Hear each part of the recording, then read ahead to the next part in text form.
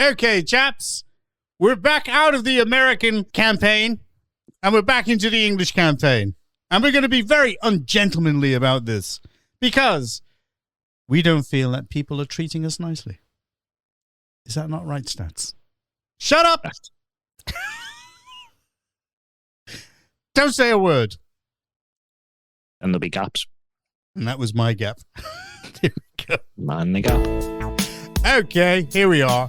We're on to part 2, and we hope that everybody enjoyed part 1, especially the American bit. I mean, could anybody imagine that if we actually did write our Constitution down properly and have amendments like that?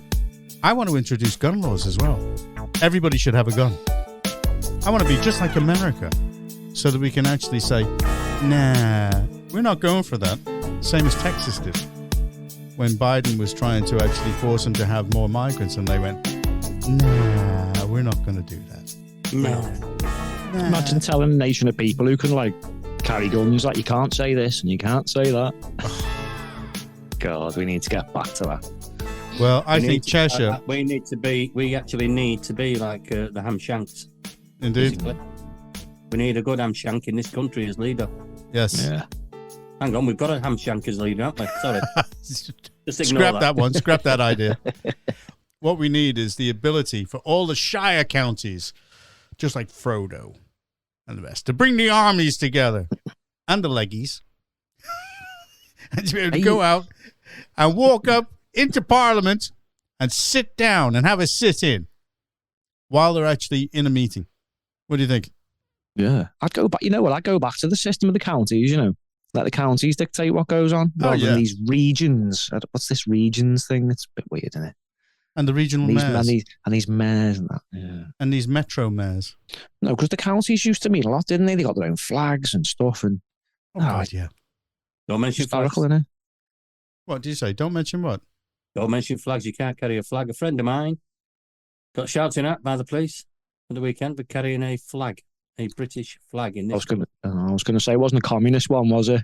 Or a Hamas one? No, or an ISIS one? No. Union Jack. It was the British flag of this country. Union Jack? Union Jack. And she got told off for inciting violence with the Union Jack. Oh, no. I believe you can get a dispersal order for that. Is that right? That's what she got, a dispersal order. That's exactly what she got. I think that's code for the police can't cope. So can you leave, please?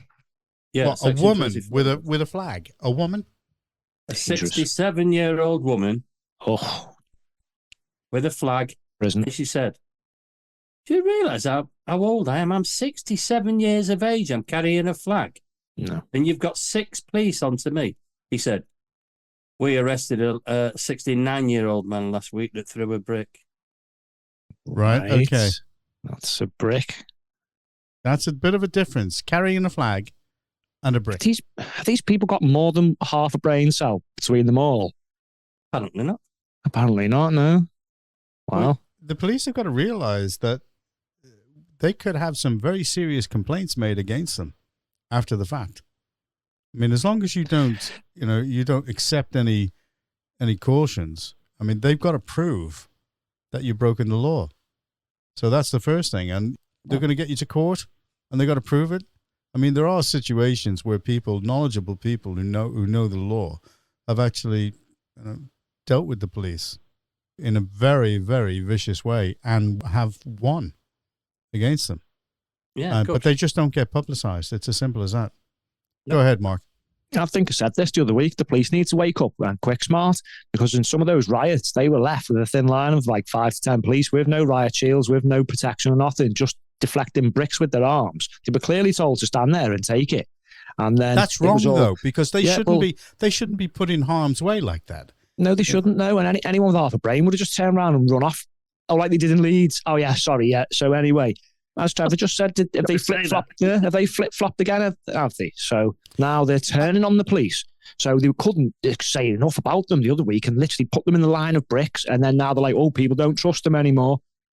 I think it's the government people don't trust, to be honest. It's the government. And the police. But the police they're just following orders. And I think it's poor leadership up at the top end that's actually causing the problems. And I think the police are waking up. I mean, especially in the previous episode when we were talking about those 3 police who took Thames Valley Police to court for being passed over for promotion because they were white. I mean, it's now getting to the point now where this kind of division is becoming legal and people will start using lawfare to deal with it. And that's not the way. I mean, when I was a kid, you know, you were taught to respect a policeman. You were taught if a policeman said or gave you some form of instruction, you believed him and you would do as he told you because it was for your own safety. And that's what your parents taught you. Now you're looking at it with all the inconsistencies and you're thinking, how can I tell my kids, honestly, to obey what a policeman says? And I'm thinking, and it's only because of the inconsistencies that we're seeing, both in terms of what we're seeing with our eyes, with videos, and also what we're witnessing with the arrests and the inconsistency of the way the law is being applied to different cohorts within the society. And it's not that we have any disrespect for the police. It's just it doesn't look right. Go ahead, Mark. Shouldn't we be using some common sense? Shouldn't they be using some common sense? So the example Trevor gave where a woman has a flag, that's not equivalent to a man throwing a brick, is it? No. So where's the common sense gone? There just isn't any anymore, is there?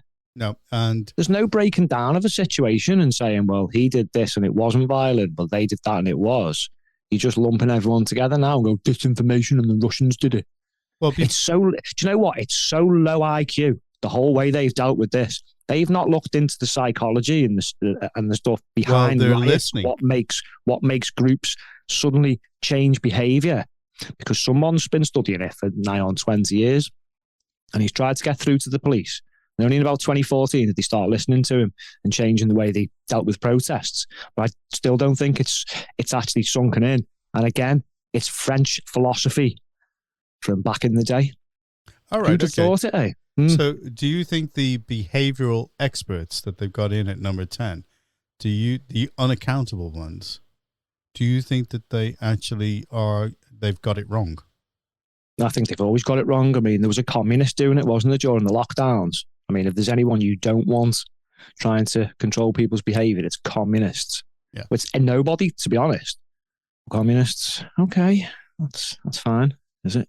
Well, my opinion is that they're listening to the wrong people. What they should be doing is sitting down, as Trevor said, and saying, okay, everybody, look, we're new to this.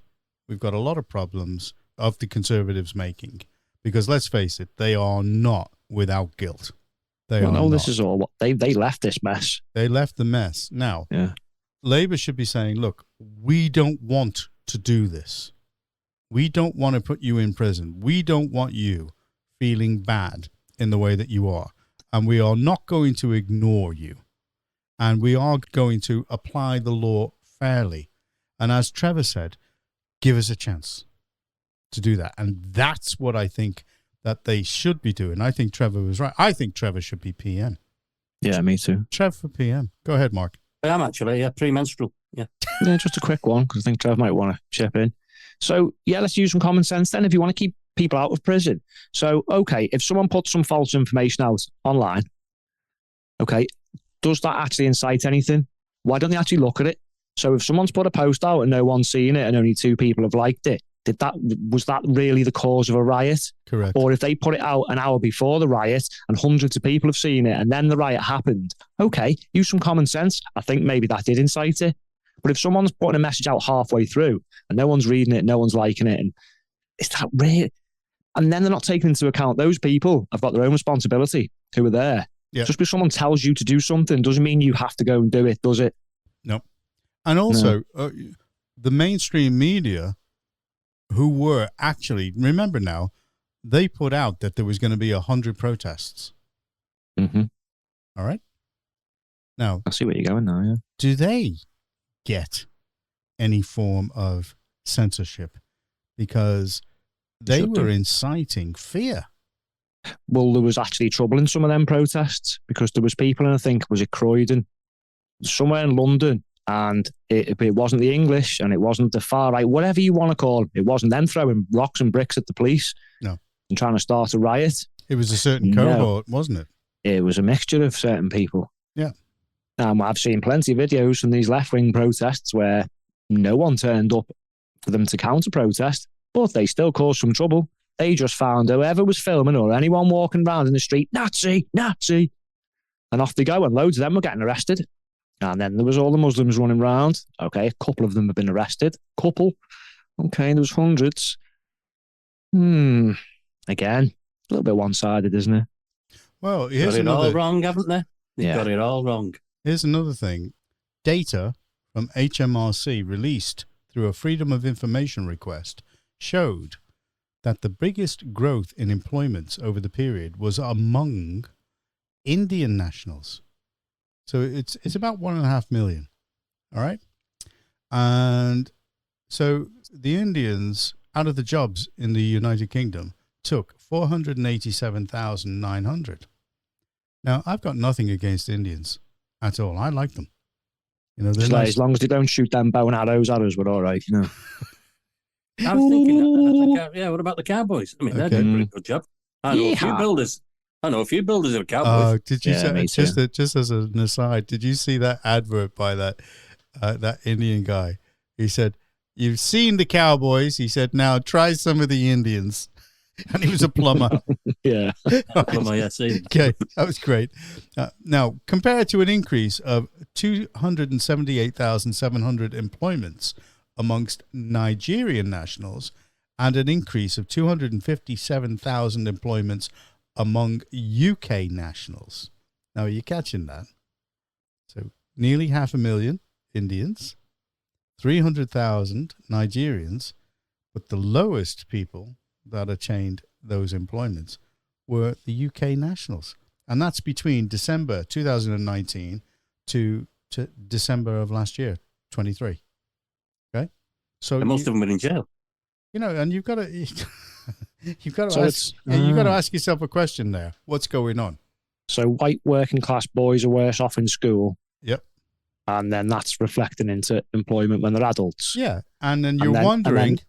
Right, and then Angela Rayner has just said, I'm reversing the prioritising of housing for the natives. Correct. And so education, employment and housing, we're back on the list. Well, so you have to actually sit back and say, why is there frustration out there amongst that cohort? And how are they going to express it? Because they've got no future. It's as simple as that. And they know they've got no future and they've got nowhere to go. So Angela Rayner is quite an expert, actually, on housing, so I don't know why you're knocking her, because if anybody knows, she'll know. With her, she's got 2 houses and Kia's got a little semi, so between them, they're doing pretty good on housing, aren't they? Do you know he went a little bit Dalek then? Exterminate! Exterminate! As he said, semi. Yeah, I said Angela Rayner. I mean, they've got the monopoly between them, haven't they? Because she's got 2 houses and he's got a little semi. So they've got housing pretty well sewn up between them. Yeah, well, there's a lot to be said by checking out the facts, especially with the Office of National Statistics and the others that are out there to actually find out what's actually going on. And the government can't argue with it. So what are we doing? Are we inciting intellectuals? Oh, we will be checking these stats over the next year or two. Oh, yeah. No doubt. It's going to be hard, though, isn't it? Because they keep flip-flopping. I don't know what we're going to be checking. It's going to be flip-flopping every week. So do we check that one or not? Or is he going to flip-flop back again? Well, let's just give it a year or two and then we can try and work out what they've actually stuck to. I'm beginning to wonder if they're going to see a year or two. I know, yeah, me too. I really am, honestly. Well, it's possible that they are not going to last, because how is he going to be able to keep everything together? You know, if you've got people like Mark said in the last episode, you know, who are actually saying things and then getting ticked off afterwards, you know, amongst his party. I'm a little bit, how can I put it? And there's a gap there. Mind the gap. But I'm a little bit... Make sure you don't get blown off. That's what I've always been told. I'm a bit perturbed. All right, enough of that. I'm a bit perturbed. No, it says it on every rail. I've seen it last week. I went to Manchester on the train. It said... Mate, I was down the train station, mate, and never got blown off. Oh, that was the wrong part of Manchester. You went Stood there hours, mate. Never happened. Yeah. Okay. All right. Enough. Too much detail there. It No wasn't more. windy enough, you see. Well, how do we feel that things are going for Labour at the moment? You know, Not very well. Does anybody want to actually call out, a Labour MP for a public debate? I mean, because What's the point? well, yeah, what's the point? I mean, no, they'll just get slaughtered anyway. But Can I call all of them out? Any one of you want to debate about anything? Let's go. yeah, because they know, they must know things aren't good, and everybody's sitting there. But why keep the face on? Why don't they just turn around and say, "Look, okay, hands up. We need to actually sit down and get around a table and talk because there is something wrong." Now, if they do that, all they do is just add fuel, to the fire, because everybody thinks the same way. They think that they've cut relations with the white British working class, and that's not just me saying that. I spoke to people, and these are union people, and they said, not happy at all with what's going on. They don't like the actual legislation creep and overreach of the police. And the legislation creep they were referring to was the introduction of sort of restriction to freedom of speech. Although Keir Starmer is saying, oh, no, you do have freedom of speech. Depends who you are. Yeah, just as simple as that. Go ahead, Trevor. Yeah, I mean, again, even on the Labour side, I know like they're in recess at the minute, but you've only 3 or 4 of them that are actually saying anything. He's gone. They're leaving it to Starmer, and Starmer's gone quiet over the last couple of days, and now he's on holiday. Give the guy a break. Mrs. Balls has come up. She started sticking her oar in a little bit, but there's not a lot going on, is there? Well, it's silly season at the moment. It's such a bad situation. Yep. I mean, why wasn't Parliament recalled? Stormont was recalled. Why wasn't Parliament recalled? Oh, yeah. After those things that were going on. They just don't want to work, do they? Nope. They don't want to work. It is bad optics. Do you know what they've done? They've actually flip-flopped on their usual tactic, because this would have been a great thing to do. You blame the fake cons for everything what's going on, and then you go, I'm going to fix it. Yeah. And he's done none of that. That's what he should have done. You're quite right. He's flip-flopped. Right. No, there should have been a more empathetic, approach to the disgruntled, instead of lumping everybody as a far-right thug. That's just the wrong thing to do. He could have gone 2 ways. He could have literally said, right, you're all out of order. Everybody, I'm going to fix this. I've been left a mess. Yeah. I understand why people are upset about certain things, not alluded to anything in particular, and I'm going to sort all this out. First, I have to come down hard on some criminals, but fairly, all the criminals. Yeah. I've got a feeling he'll backtrack, and he might come out and go, oh, well, he's going to have to, do something about this and that. And he's going to have to, because he's got to deal with Trump when Trump gets back in November. He's got to deal with him. And, Musk doesn't say things for no reason whatsoever. And you don't get jokes coming out from, the Republicans, when they're talking about the UK for nothing. And then people are going to find out, exactly where Britain is in the World League table of global politics. And sorry to say it, but yes, this country punches well above its weight. Yeah. Well above its weight. But now, the Americans are not going to settle for things like the threat of a Muslim takeover of this country and them getting their fingers on the buttons of the nuclear weapons. That ain't going to happen. And they won't allow it. If they won't allow Iran to do something like that, they won't allow even one of their allies to do that.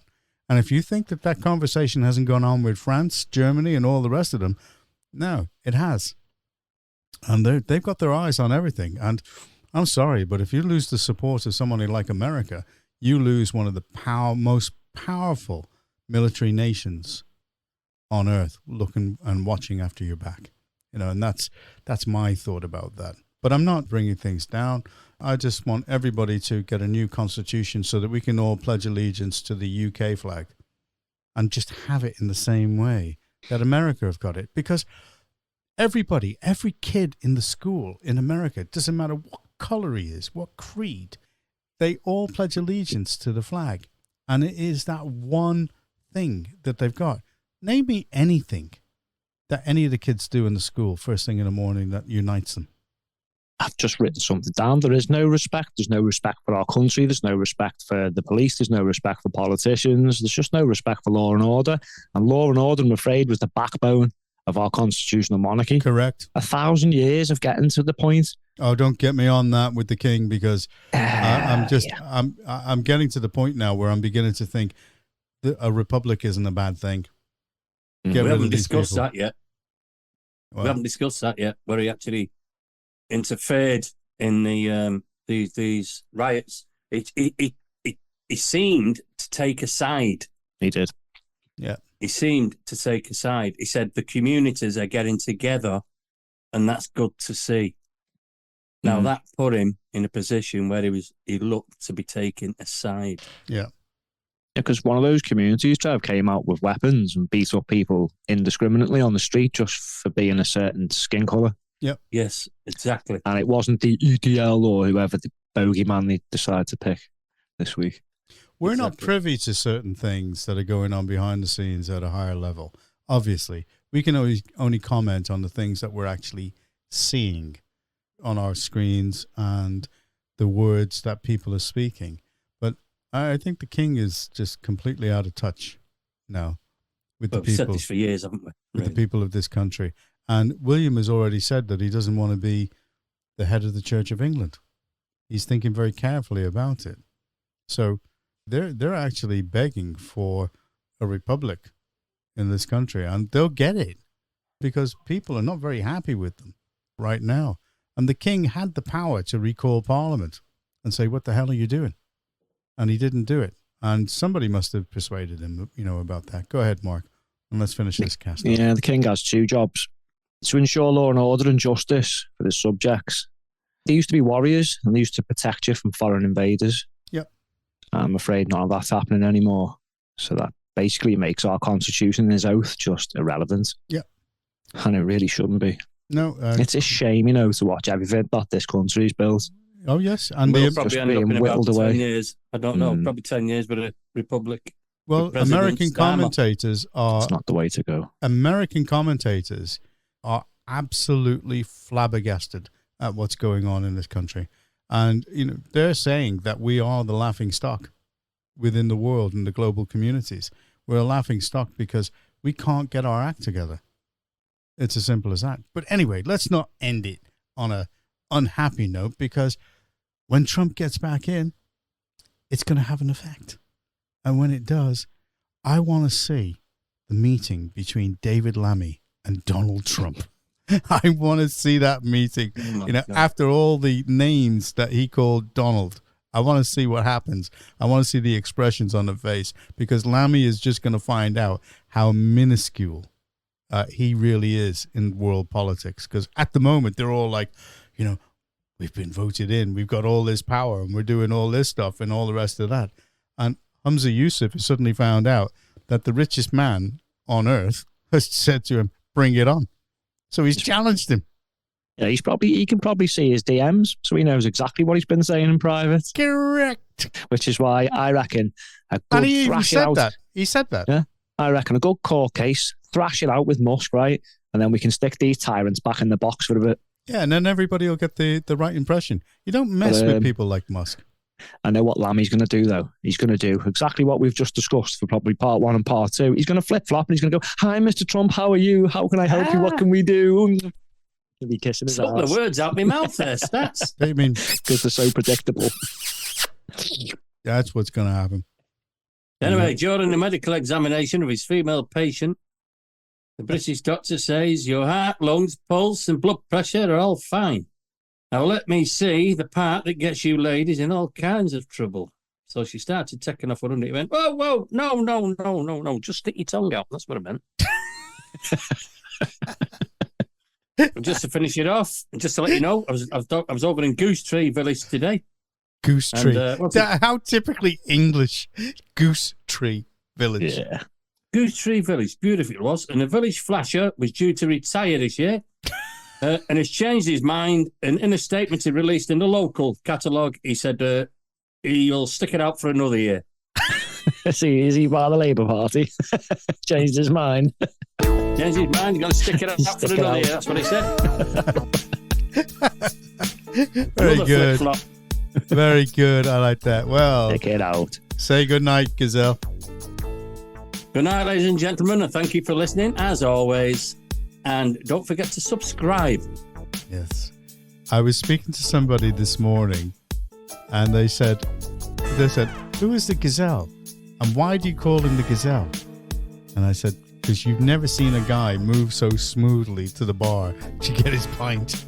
I said, this guy is slick and very slender.